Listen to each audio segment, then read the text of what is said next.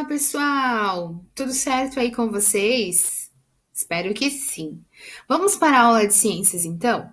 Na aula de ciências de hoje, nós vamos corrigir as atividades da aula anterior, do tópico que você aprendeu, que vocês revisaram alguns conteúdos vistos na unidade 5 do nosso livro de ciências. E também iniciarmos uma nova unidade. O que será que vem por aí? Vem conteúdo muito legal. Então, pegaram os livros de vocês? Livro de ciências, na página 84. Vamos começar então a nossa aula de hoje. Vamos lá. Então, vocês deveriam responder aqui ou finalizar, né? A número 1, aonde falava sobre ou obtínhamos as respostas aí no livro de vocês dos testes, que eram os desafios da abertura, as perguntinhas lá sobre a economia de água que vocês fariam responder com letra A ou letra B. Então, vocês responderam, acredito que sim.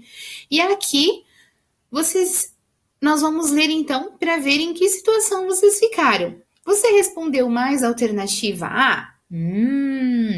Preste atenção em seus hábitos. Você pode economizar e colaborar para preservar a água no nosso planeta. Você respondeu mais alternativas B? Parabéns! Você tem atitudes que colaboram para a preservação da água. Continue nesse caminho e pense em outras situações que você pode ter para economizar ainda mais água. Muito bem! Então, para quem ganhou parabéns, parabéns de novo. Para quem precisou receber preste atenção, cuidado, né, gente? A água é o nosso bem mais precioso, então vamos cuidá-lo da maneira que podemos, certo? A número 2. O Léo fez um pão caseiro com leite, farinha, ovos e fermento. Na letra A, quais ingredientes do pão caseiro contêm água? O que vocês responderam? O leite, os ovos? É isso? Perfeito! O leite e os ovos que contêm água, certo? Na letra B, o que acontece com o pão fresco depois de alguns dias? Você sabe dizer o porquê? Eu aposto que também vocês responderam aí no livro de vocês que o pão começa a estragar, ele começa a ficar com manchas verdes, pretinhas, que é o boloro. Mas o pão, após alguns dias, ele fica seco, duro. Vocês já perceberam isso? Com certeza sim, né? E isso acontece por quê? Porque a água que estava presente na massa, que quando a mãe ou lá na padaria eles fazem a massa do pão, eles utilizam leite, água, ovos, né? E isso contém água, então essa massa evapora com o passar do tempo. O pão perde a água e, consequentemente, se torna seco, fica ressecado, né? Então essa é a resposta correta. O pão fica seco porque a água que estava nele com os ingredientes, né? Evaporou, ou seja, sumiu, por isso ele ficou seco, certo? A 3. O que significa a palavra solúvel, escrita no rótulo do produto abaixo? Será que vocês acertaram? Vamos verificar.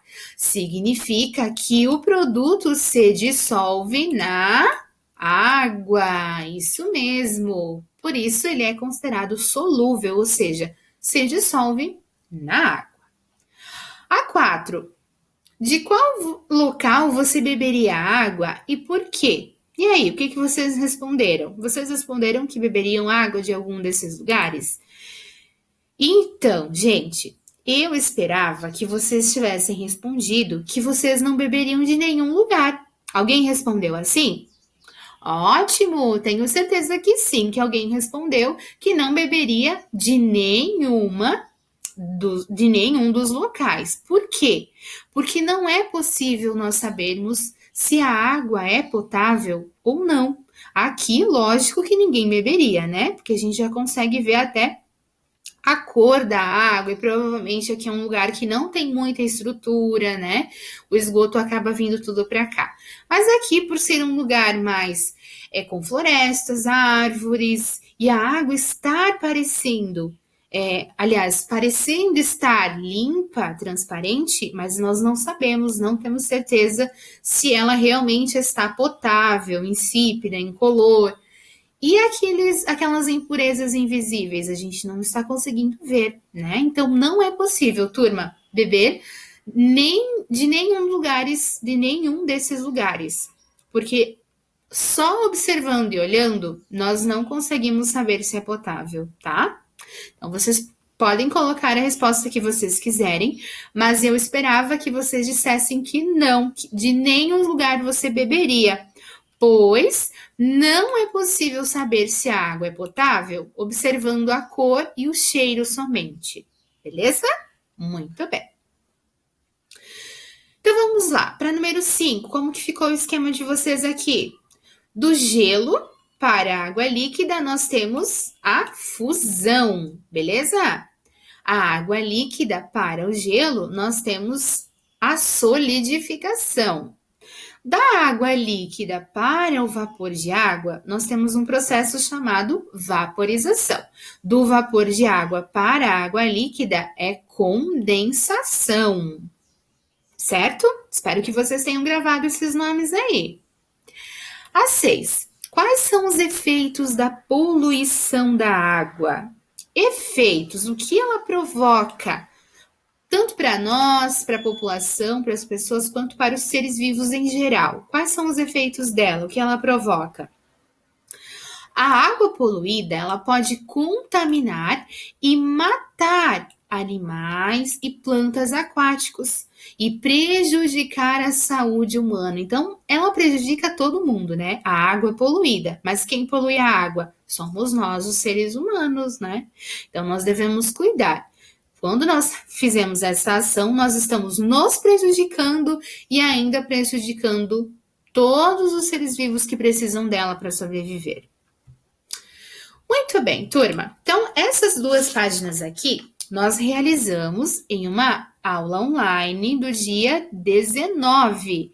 A prof disponibilizou para vocês, nessa aula, o link da gravação dessa aula online para quem não pôde participar, tá bom? Então, por isso, nós iniciamos agora a nova unidade de ciências, a unidade 6. E nessa unidade de ciências nós vamos falar sobre o ar. Isso! Até agora nós falamos sobre a água. Agora nós vamos falar sobre outro elemento incrível da natureza, que é o ar. O que nós vamos aprender nessa unidade aqui do ar?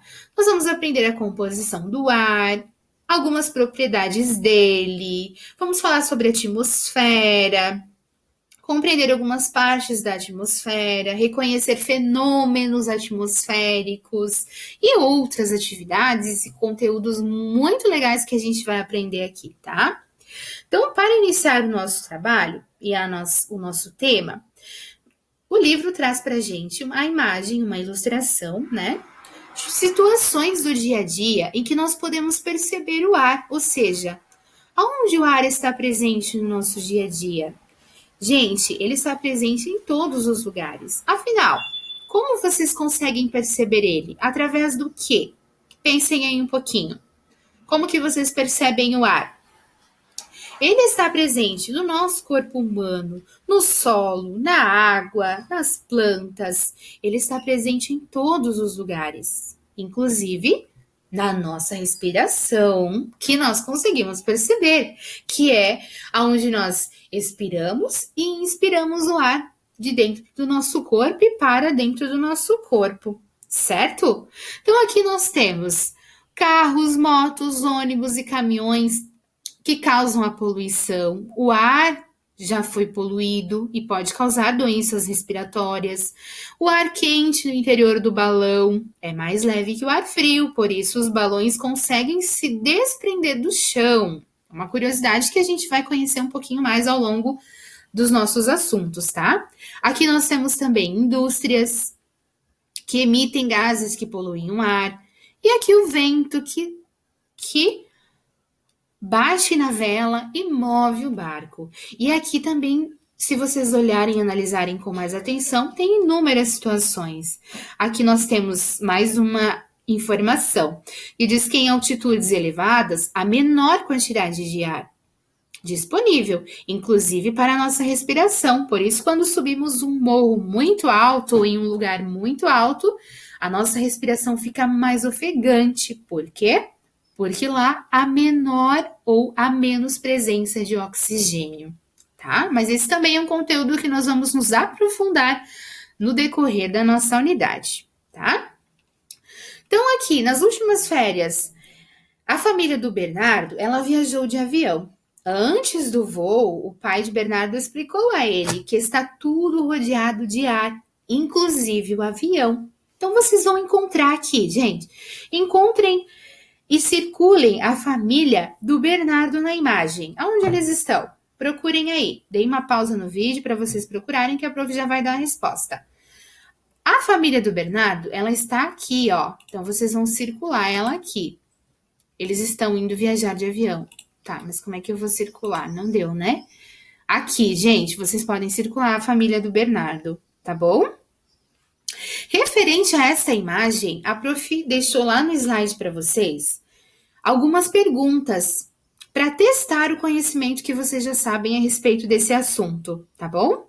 Então, vocês vão lá, peguem uma folha ou caderno de atividade de vocês, escrevam as perguntas e, de acordo com a imagem de abertura, coloquem a data, né, gente? A página do livro, para vocês conseguirem se situalizar. E aí, vocês vão responder analisando a imagem e com o que vocês já sabem, tá bom? Que a partir das dúvidas de vocês, aí vocês vão aprendendo e vão relembrando. Ah, eu não sabia disso lá quando a prof perguntou, agora eu já sei, tá bom? Então, respondam lá. Então, se vocês já responderam, agora é hora de nós começarmos o assunto. O investigar o assunto, a prof deixou para fazer junto com vocês também em uma aula online, tá? Então, por enquanto, nós vamos pular essa parte na aula de hoje, mas nós vamos fazer brevemente, ou em breve, né? Desculpa. Em breve, nós vamos fazer essas duas páginas ali para investigar o assunto sobre o ar, tá bom? Então, no tema 1 do livro de ciências, nós vamos falar sobre a composição do ar. O que compõe o ar? Quando nós respiramos, ou o ar que está aqui à nossa volta, que toma todo o espaço onde ele está, só há o gás oxigênio, que é daquele que nós precisamos para respirar? Não! Olha só, o ar é formado por uma mistura de gases. Os principais gases que compõem são o gás nitrogênio e o gás oxigênio.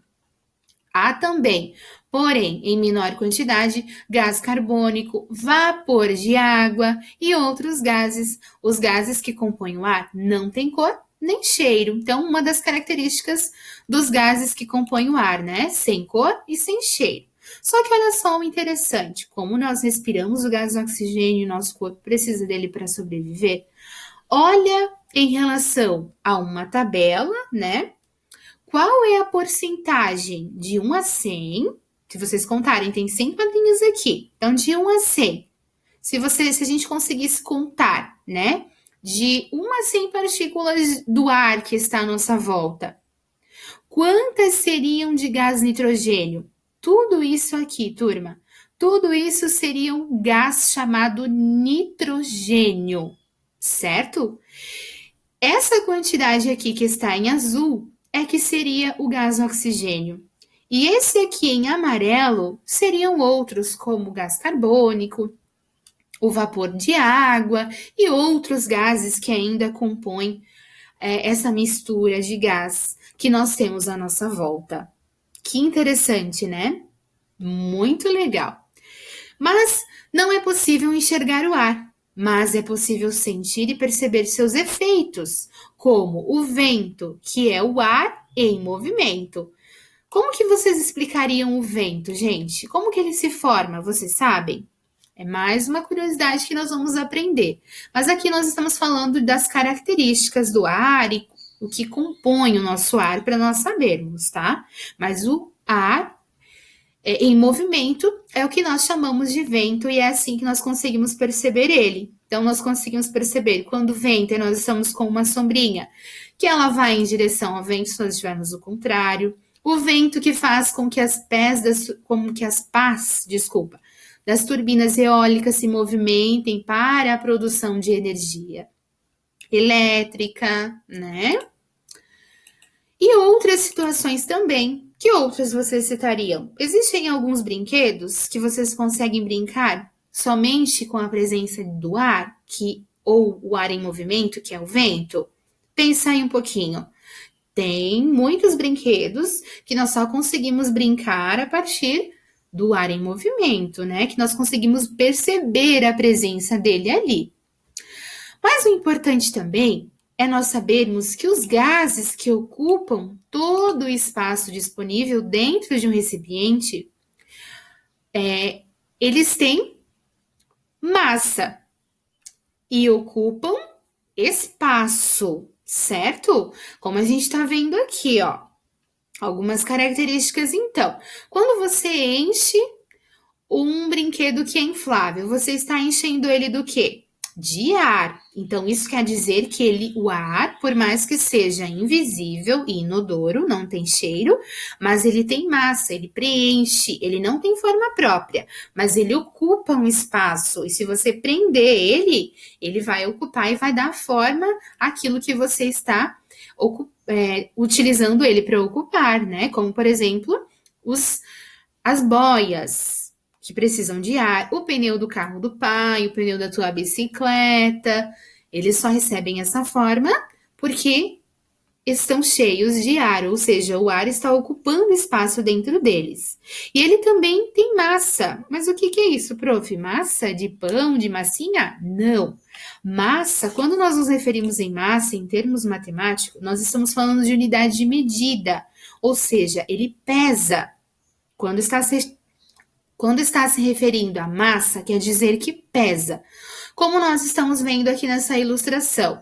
Olha só, aqui nós temos um balão vazio e aqui nós temos um balão cheio. Isso quer dizer que ele ocupou o espaço e ocupando o espaço ele ficou mais pesado do que o balão vazio. Então, isso quer dizer que o ar não tem forma própria, mas ainda assim ele ocupa espaço e tem massa, ou seja, ele pesa, certo? Conseguiram compreender?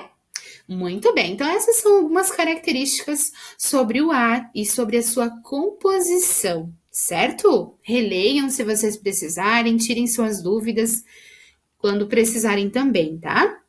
Então agora vocês irão responder a número 1, e também a número 2. A número 1, algumas perguntas sobre assuntos que talvez vocês já sabem e outros que a gente acabou de ver agora, tá? Então, por exemplo, na letra A, gás necessário para a respiração de animais e plantas. Qual é o gás que as plantas precisam para respirar? Gás que existe em maior quantidade no ar. Essa informação está ali onde a gente acabou de ler.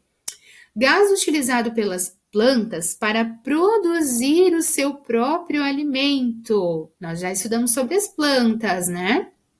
O que elas utilizam? A gente sabe que as plantas têm um papel fundamental nessa troca de ar, né?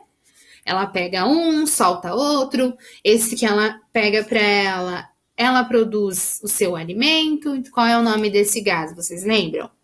E aqui, a água no estado gasoso. Qual é o nome da água no estado gasoso que está presente no nosso ar? E a 2, vocês vão desenhar, bem lindo e bem caprichado, uma situação em que seja possível perceber o ar. Como que vocês percebem o ar? Vocês vão ilustrar aqui, certo? Através de uma brincadeira, de um movimento, seja lá o que for, mas vocês vão desenhar aqui, tá bom? Então, tá certo. E pintem depois, tá, gente? Bem caprichado esse desenho. No desafio da abertura, vocês vão ler a pista abaixo e circular na página 88 e 89 o personagem ao qual ela se refere. A pista é: no esporte que pratico, o vento é muito importante. Então, vocês vão lá na imagem e vão descobrir de qual esporte ou qual é o esportista que está se referindo à pista de hoje, tá bom?